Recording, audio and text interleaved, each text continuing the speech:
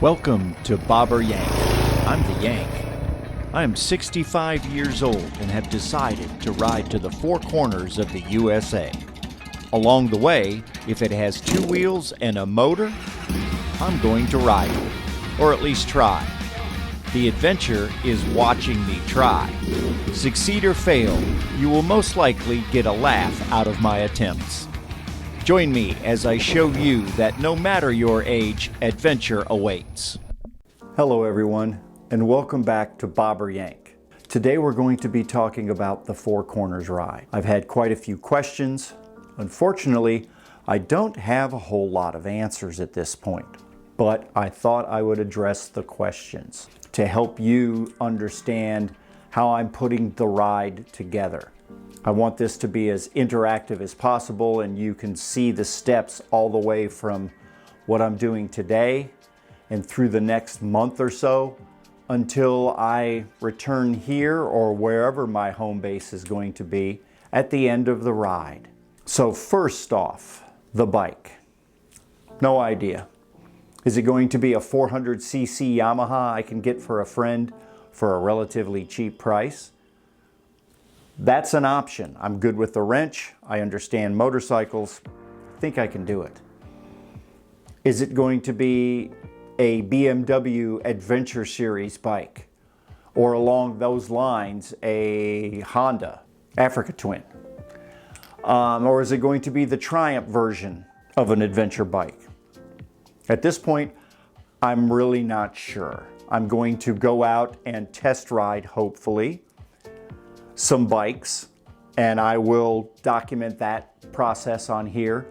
I'm going to ride some bikes that are owned by friends and see how they feel for a 15-20 minute ride. It's not representative of what might be a 3 or 4 hour day on a bike, maybe an 8 hour day on a bike, but it at least gives me an idea of the bike. Number two, it will be, of course, the biggest thing, logistics. Meals, lodging. So that is going to be somewhat flexible. There will be a general destination for the day. So the route is going to be not set in stone, but I have to get to a certain place, hopefully, by a certain time of day. So next will, of course, be food.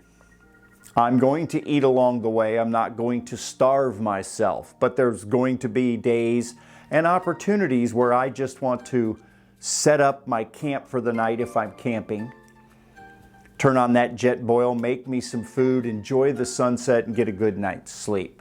Along that same line, I may be staying in a hotel for the night.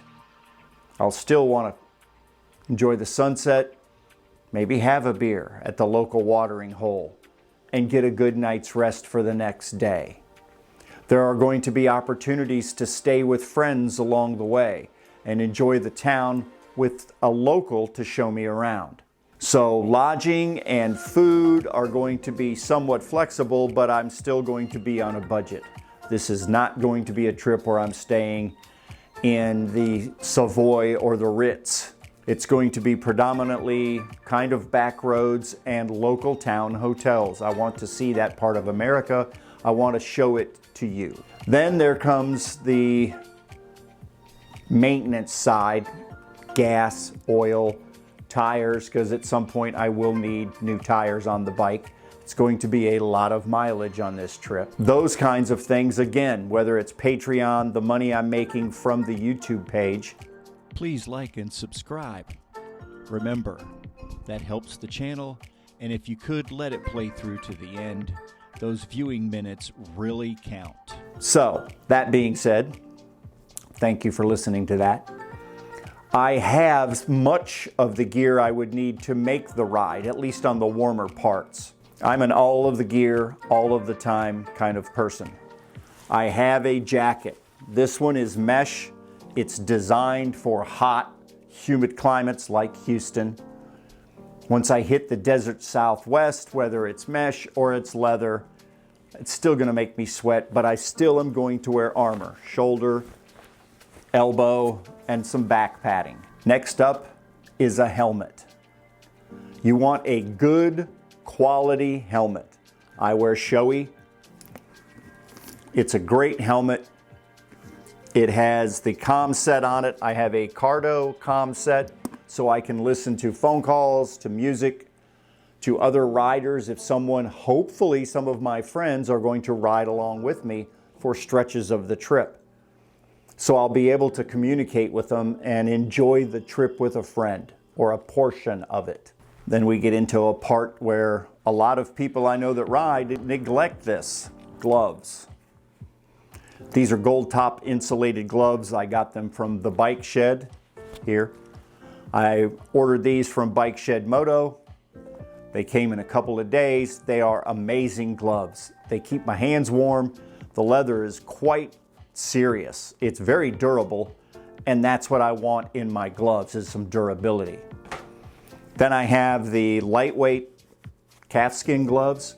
I purchased these at Reserve Supply Company from our friend Tad. So I'm probably gonna wear these most of the trip. So I'm planning on taking or having 2 or 3 sets. So I've always got some quality gloves. Some of the points on the route, I'm going to need armored gloves with the knuckle padding, because I will be riding at some point some double track or 2-track, some dirt and gravel roads along the back paths of the country. So those are some of the things I'm going through, along with editing. I have an Apple MacBook Pro with Final Cut Pro 10 on it, so I have excellent editing software. My skills are getting better as I go. I'm learning to tell a story a little better with my out and about videos. The last one, not so great, but I'm working on getting better. There's a lot of suggestions for me to that end. Camera-wise, I don't know if I'm taking this Canon M50 digital camera. Yes, it's smaller than a full-size camera, but am I better suited to take GoPros and maybe my Insta360R? The point is, I want to make the trip. I want to show other people, I'm 65, I want to show other people my age that we can get out and do this. Life's not over. You don't have to sit on the couch or sit on the front porch and reminisce about the good old days. These can be the great current days, and I am sure you folks will have a ton of suggestions for me. Thank you so much for watching. See you soon. Cheers.